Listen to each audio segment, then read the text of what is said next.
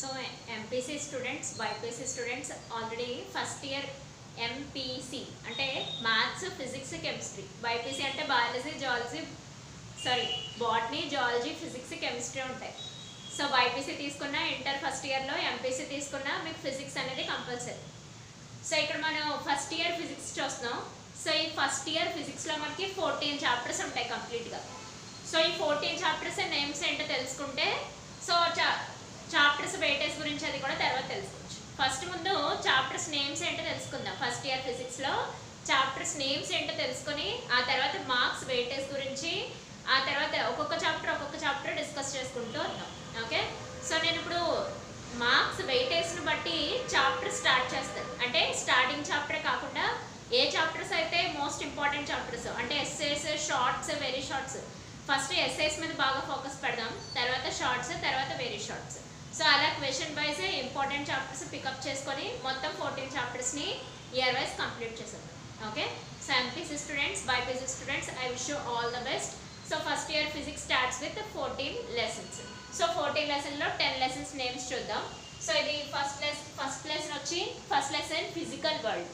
So first lesson name వచ్చి physical world. అంటే physical world brief introduction చెప్పుకున్నట్టయితే physics అంటే ఏంటి, ఫిజిక్స్ మనకి డైలీ లైఫ్లో ఎలా యూస్ అవుతుంది, సో ఇంకా డైలీ లైఫ్లో ఫిజికల్ అప్లికేషన్స్ ఏమైనా ఉన్నాయా, ఫిజికల్ అప్లికేషన్స్లో ఏమైనా లాస్ ఫాలో అవుతూ ఉన్నాయా, ఆ లాస్ ఏంటి, ఓకే అదంతా ఒక చాప్టర్లో బ్రీఫ్గా ఎక్స్ప్లెయిన్ చేసుకున్నట్టయితే physical world first chapter name.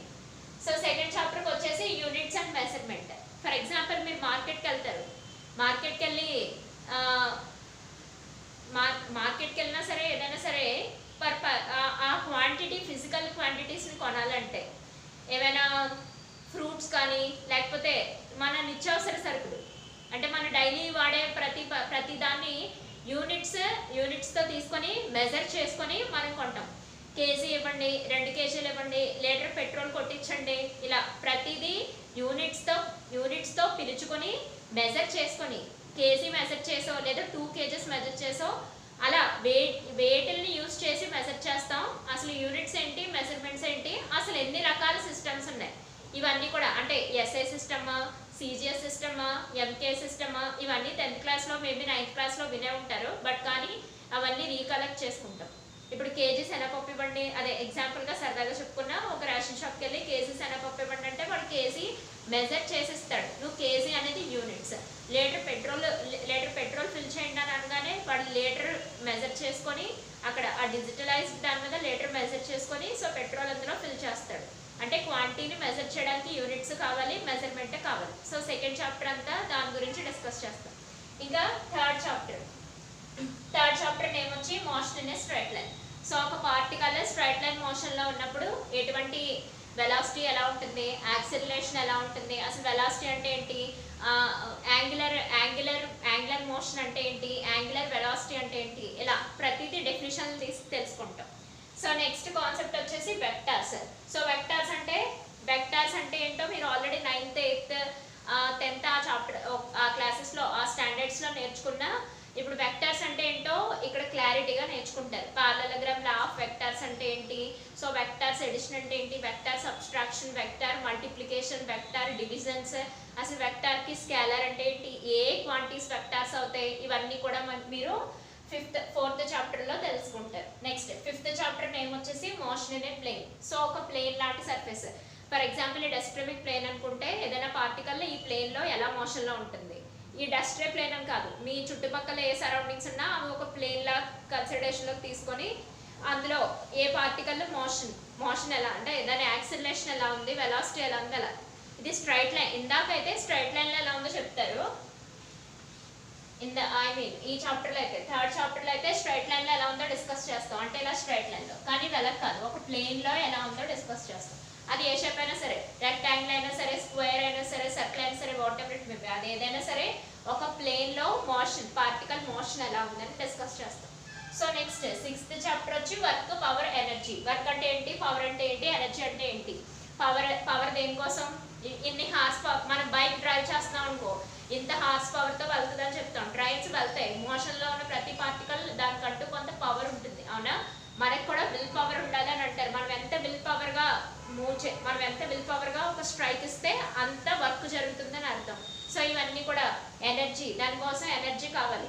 అక్కడ ఒక పని జరగాలి అని అంటే నీకు పవర్ కావాలి, వర్క్ అనేది జరగాలంటే మన హ్యాండ్కి ఉన్న పవర్ కావాలి, నీకు కొంత బాడీలో కొంత ఎనర్జీ కావాలి. సో ఇలా మనిషిని తీసుకున్నప్పుడు, లేదా ఒక పార్టికల్ తీసుకున్నప్పుడు, లేదనుకుంటే ఒక బాడీని తీసుకున్నప్పుడు, what ever it may be, అది ఆటమ్స్లోనైనా, మనిషిలోనైనా, ఒక బాడీలోనైనా, ఏదైనా సరే వర్క్ జరగాలంటే పవర్ ఎనర్జీ రెండు కావాలి. సో ఎన్ని రకాల ఎనర్జీస్ ఉన్నాయి, ఎన్ని రకాల పవర్స్ ఉన్నాయి, అసలు ఏ రకంగా మనకి వర్క్ జరుగుతుంది డిసైడ్ చేసేది ఈ chapter. So 6th chapter work, power, energy. ఇంకేంటి వచ్చి 7th చాప్టర్ వచ్చి system of particles and rotational motion. Particles అంటే సాలిడ్సా, లిక్విడ్సా, గ్యాషియసా, ఫ్లూయిడ్సా, ఇవన్నీ కూడా పార్టికల్ డివిజన్స్ అన్నమాట. అంటే ఇప్పుడు మన చుట్టూ 3 టైప్స్ ఆఫ్ మెటీరియల్స్ మనం అబ్జర్వ్ చేస్తూ ఉంటాం. ఏంటి? సాలిడ్స్ గట్టిగా ఉండేవి, లిక్విడ్స్ అంటే వాటర్ టైప్, గ్యాషియస్ అంటే గాలి. ఇదంతా కూడా మనకి పార్టికల్స్ కదా. సో సిస్టమ్ ఆఫ్ పార్టికల్స్ని ఎలా డివైడ్ చేయొచ్చు. Next rotational motion. Rotational motion అంటే సర్క్యులర్ మోషన్స్ అనమాట. సో సర్కిల్లో తిరిగే రొటేషనల్ మోషన్ అని చెప్తారు, లేదనుకుంటే ఇలా ట్విస్టింగ్లో ఉన్నవి కూడా రొటేషనల్ మోషన్స్ అని చెప్తారు. అంటే రొటేషనల్ మోషన్స్ అనమాట. వాటి గురించి స్టడీ చేసేది అంతా 7th చాప్టర్. 8th వన్ వచ్చేసి oscillations. So to and fro oscillations ఒకటే మనకు తెలుసు. ఇవి కాకుండా ఇంకా డిఫరెంట్ టైప్స్ ఆఫ్ ఆసిలేషన్స్ ఏమున్నాయి అవన్నీ కూడా ఈ ఆసిలేషన్స్ చాప్టర్స్లో డిస్కస్ చేస్తాం. వీటి టైం పీరియడ్ ఎంత, so to and fro oscillations అయితే టైం పీరియడ్ ఎంత, ఇంకా ఏ టైప్ ఆఫ్ ఆసిలేషన్స్ ఉన్నాయి, అవి ఎలా స్టడీ చేయాలో ఈ చాప్టర్లో డిస్కస్ చేస్తాం. Next most important chapter gravitation. Gravitation నుంచి కంపల్సరీగా ఒక ఎస్సే వచ్చే పరిస్థితి ఉంటుంది. గ్రావిటేషన్. గ్రావిటేషన్ అంటే ఏంటి అంటే ఏంటో నేను చెప్పక్కర్లేదు. ఈరోజు మనం ఇలా భూమి మీద నిలబడుతున్నాం, ఎర్త్ మీద ఇలా నిలబడి మీరు కూర్చొని వినగలిగినా, నేను ఇలా నుంచొని చెప్పగలిగిన ప్రతి ఎర్త్ మీద పని జరుగుతుందన్న బికాస్ ఆఫ్ ద గ్రావిటేషన్. ఆ అట్రాక్షన్ ఫోర్సే మనకి లేకపోతే ఈరోజు మనం ఇలా నుంచొని చేసేవాళ్ళం కాదు, గాల్లో ఎగురుతూ ఉండేవాళ్ళం. అవునా? మన ఎర్త్ అనేది ఒక పెద్ద మ్యాగ్నెట్. ఆ మ్యాగ్నెట్కి ఉన్న అట్రాక్షన్ ఫోర్సే గ్రావిటేషన్. అందువల్లే మనకి ఎర్త్ మీద హ్యూమన్ లైఫ్ అనేది ఎగ్జిస్ట్ అయింది. ఓకే, సో ఇది గ్రావిటేషన్కి సంబంధించి. 10th చాప్టర్ వచ్చి మెకానికల్ ప్రాపర్టీస్ ఆఫ్ సాలిడ్స్. అంటే దీనికి ఇది సబ్ చాప్టర్. 7th చాప్టర్కి సబ్ చాప్టర్ లాంటిది. అంటే పార్టికల్స్ గురించి సాలిడ్స్, లిక్విడ్స్, గ్యాసెస్, ఫ్లూయిడ్స్ ఇవన్నీ డిస్కస్ చేసుకుంటాం కదా. సో వాటికి మెకానికల్ ప్రాపర్టీస్ ఎలా ఉంటాయి. ఫిజికల్ ప్రాపర్టీస్ అంటే జస్ట్ కంటితో చూసినప్పుడు అబ్జర్వ్ చేసేది. కానీ మెకానికల్ ప్రాపర్టీస్ అంటే అవి మోషన్లో ఉన్నప్పుడు, జస్ట్ ఇలా రొటేషన్ అవుతున్నప్పుడు లేదా రివాల్వ్ అవుతున్నప్పుడు కానీ వాటి గురించి స్టడీ చేసేవి అనమాట. Mechanical properties of solids.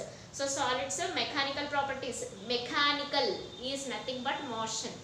మోషన్లో ఉన్న ప్రతి పార్టికల్ గురించి స్టడీ చేసేది. సాలిడ్స్ అయితే సాలిడ్స్, లిక్విడ్స్ అయితే లిక్విడ్స్, గ్యాషియస్ అయితే గ్యాషియస్, హీట్ అయితే heat, whatever.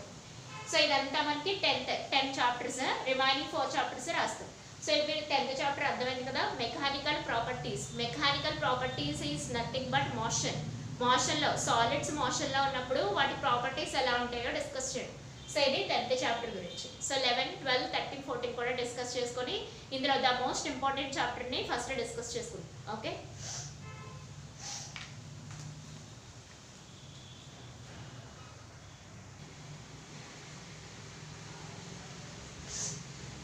So 11th chapter name వచ్చేసి మెకానికల్ ప్రాపర్టీస్ ఆఫ్ ఫ్లూయిడ్స్. ఇందాక సాలిడ్స్ డిస్కస్ చేసుకున్నాం కదా, ఇప్పుడు ఫ్లూయిడ్స్ డిస్కస్ చేసుకోవాలి. Fluids is nothing but లిక్విడ్సే.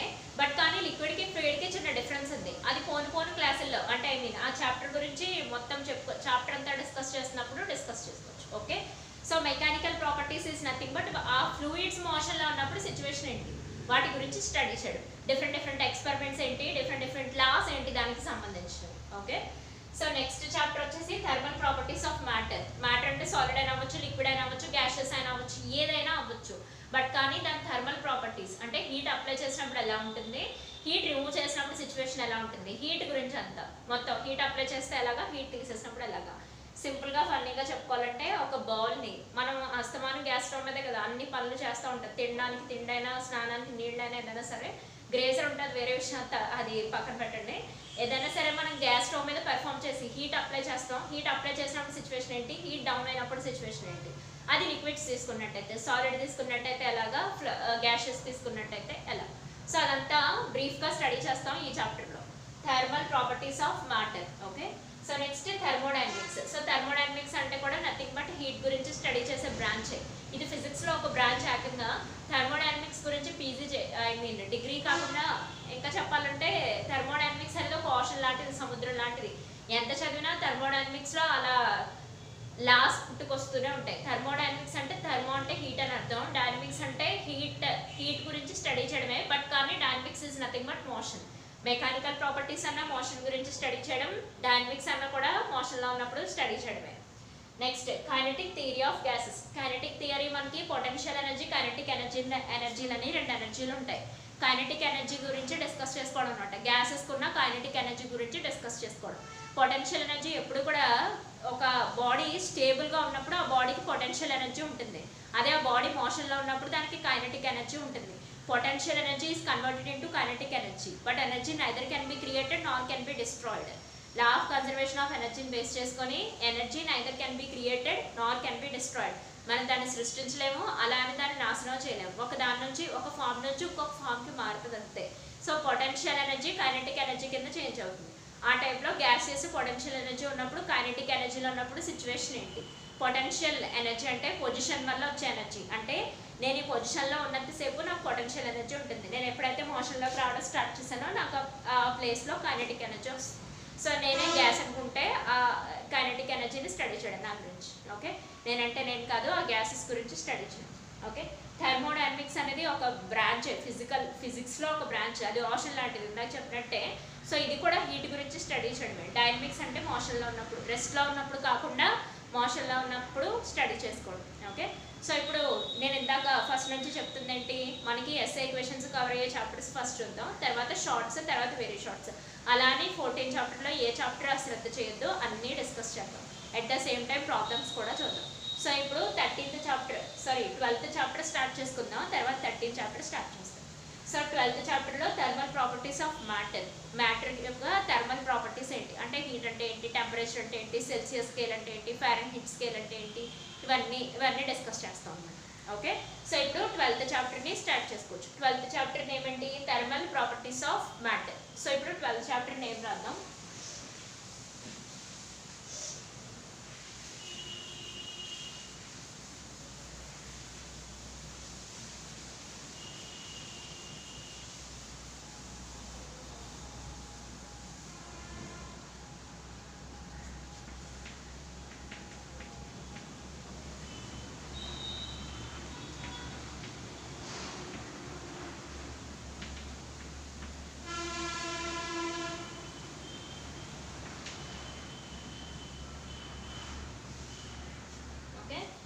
Chapter name రాసాం, thermal properties of matter. So heat అంటే ఏంటో, టెంపరేచర్ అంటే ఏంటో సో ఒకసారి డిస్కస్ చేస్తాం. ఓకేనా?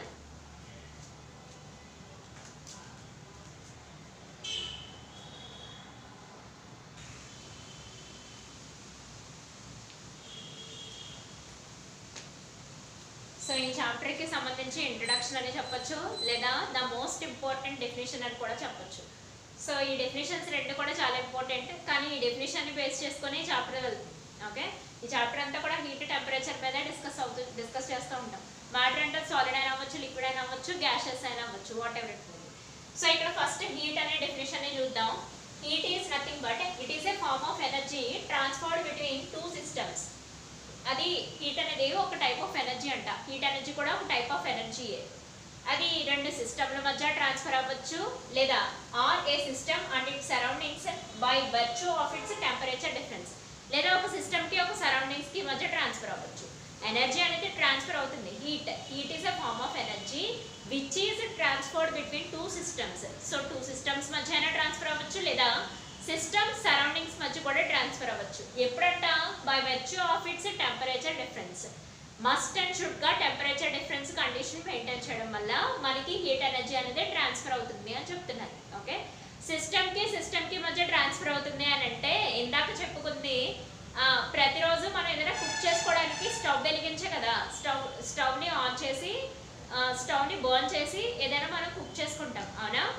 మీరు ఒక స్టీల్ బౌల్లో మిల్క్ తీసుకున్నారు. సో చల్లని మిల్క్ తీసుకున్నారు, అది వేడి చేద్దామని మీరు ట్రై చేశారు.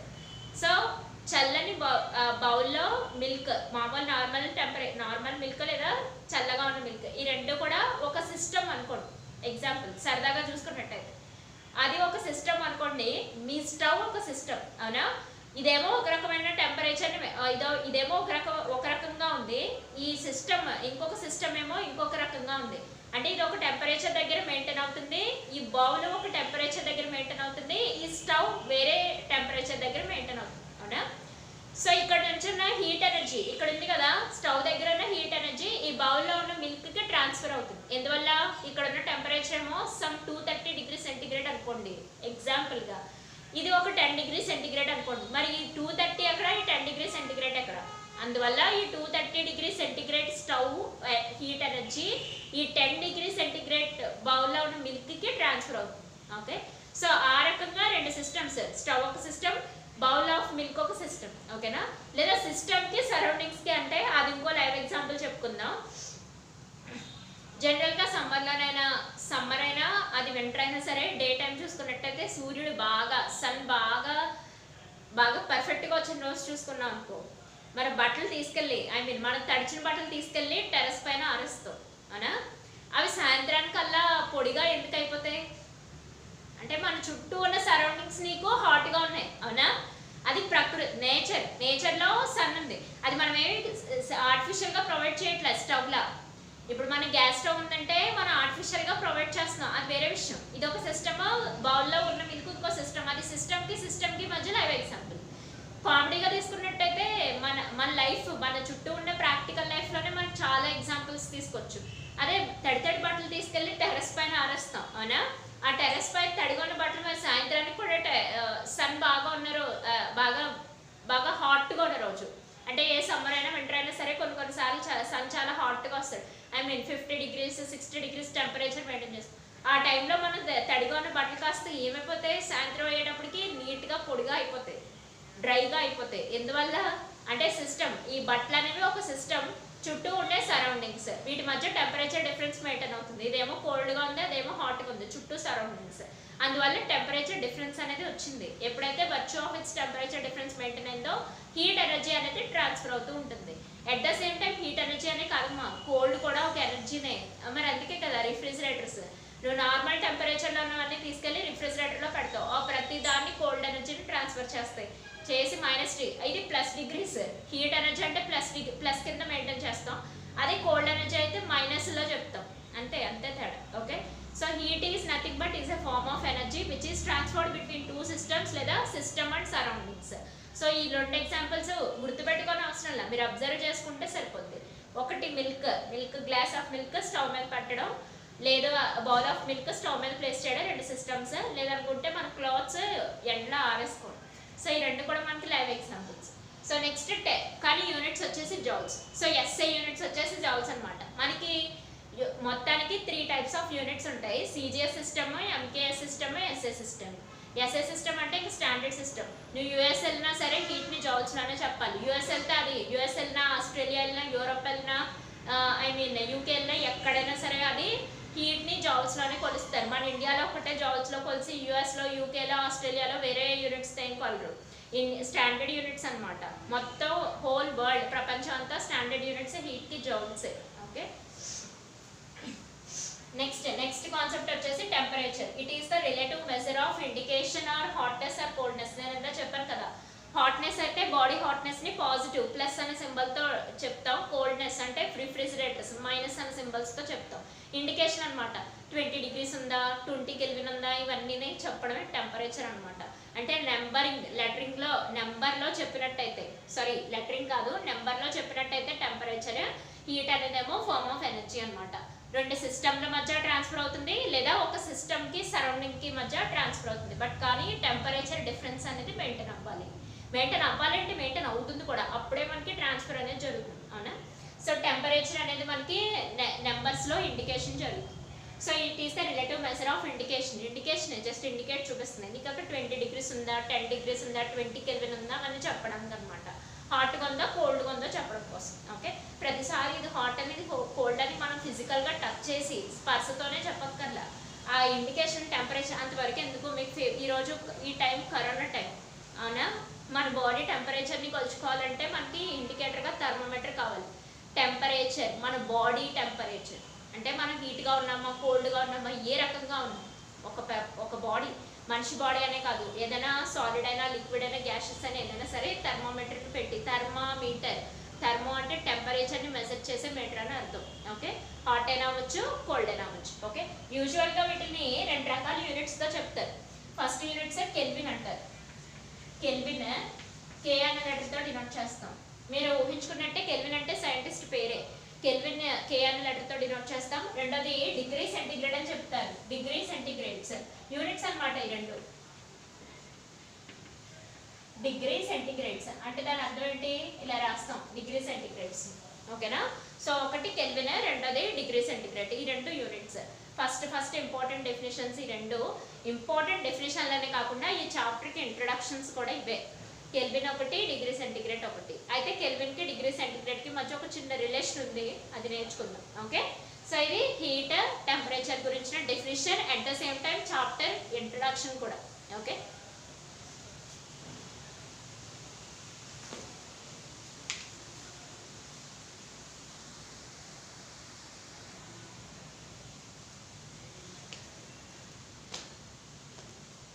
సో టెంపరేచర్ని 2 టైప్స్ ఆఫ్ స్కేల్స్తో మెజర్ చేస్తాం.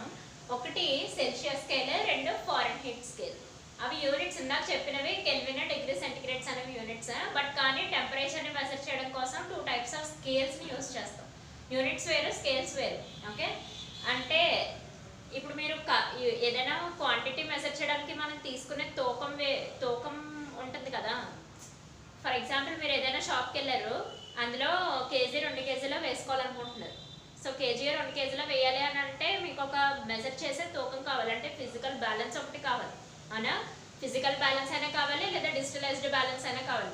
అలా ఫిజికల్ బ్యాలెన్స్, డిజిటల్ బ్యాలెన్స్ లేకపోతే నీకు అది ఎంత క్వాంటిటీ వేసుకుంటున్నా తెలుస్తుంది. 1 కేజీయా, 2 కేజీయా, లేకపోతే 1 డజనా, 2 డజనా, లేకపోతే 1 లీటరా, 2 లీటర్స్ ఎలా తెలుస్తుంది, మనకి తెలియదు కదా. అందుకోసమని సో స్కేల్స్ అనేవి కావాలి. సో అందులో టెంపరేచర్ని మెజర్ చేయడం కోసం 2 టైప్స్ ఆఫ్ స్కేల్స్ ఉన్నాయి. ఒకటి సెల్సియస్ స్కేల్, రెండోది ఫారెన్హీట్ స్కేల్.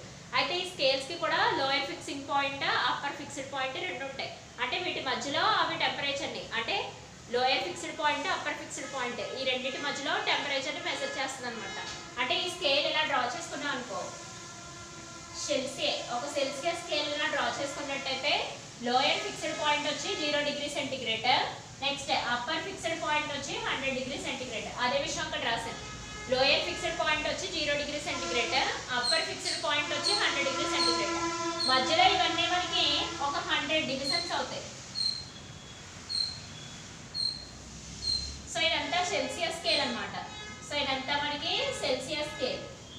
సో ఈ ఇది టెంపరేచర్ని మెజర్ చేయడం కోసం యూజ్ చేసే scale. Okay, so Celsius scale lower fixed point 0 degree centigrade, upper fixed point 100 degree centigrade. మధ్యలో ఈ స్కేల్ని ఎన్ని డివిజన్స్ కింద చేయొచ్చు, 100 డివిజన్స్ కింద చేయొచ్చు.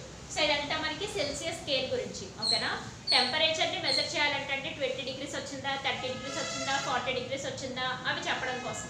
Okay, so Celsius scale first scale. So second scale వచ్చేసి ఫారెన్హీట్ స్కేల్. సో ఈ ఫారెన్హీట్ స్కేల్లో కూడా సేమ్. ఈ ఫారెన్హీట్ స్కేల్లో కూడా స్కేల్ ఇలాగే ఉంటుంది. స్కేల్ ఏమి సర్క్యులర్ షేప్లో ఉండదు, స్కేల్ ఈ షేప్లోనే ఉంటుంది. కాకపోతే lower fixed point, upper fixed point మారుతుంది అంతే. దీంట్లో లోయర్ ఫిక్స్డ్ పాయింట్ వచ్చేసి 32 డిగ్రీస్ ఫారెన్హీట్లో ఉంటుంది. లోయర్ డిగ్రీస్ వచ్చేసి 32 డిగ్రీస్ ఫారెన్హీట్లో ఉంటుంది. అప్పర్ ఫిక్స్డ్ పాయింట్ వచ్చేసి 212 డిగ్రీ ఫారెన్హీట్లో ఉంటుంది.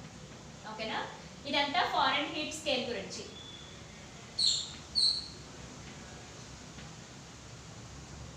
సో ఇదంతా మనకి ఫారెన్హీట్ స్కేల్ గురించి.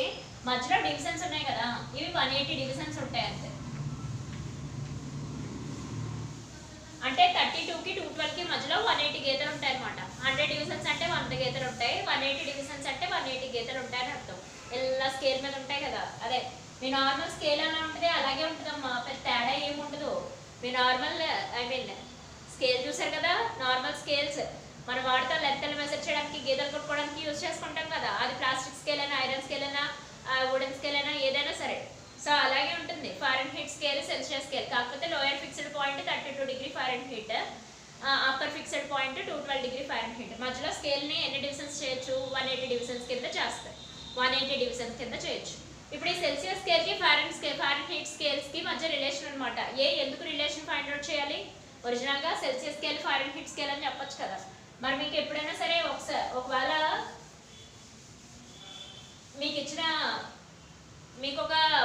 ఇచ్చారు అంటే ఐ మీన్ ఏదో ఒక సాలిడ్ లిక్విడ్ గ్యాసెస్ ఏదో ఇచ్చారు, ఒక సాలిడ్ ఇచ్చారు అనుకోవచ్చు. మీకు ఇచ్చిన సాలిడ్కి మీ దగ్గర ఏమో సెల్సియస్ స్కేల్ ఉంది, కానీ వాళ్ళకి ఫారెన్హీట్లో చెప్పాలి. ఇప్పుడు ఇది ఒక సాలిడ్, ఫర్ ఎగ్జాంపుల్ ఏదైనా ఐరన్ మెటల్ అనుకోండి, ఇది బాగా వేడిగా ఉంది.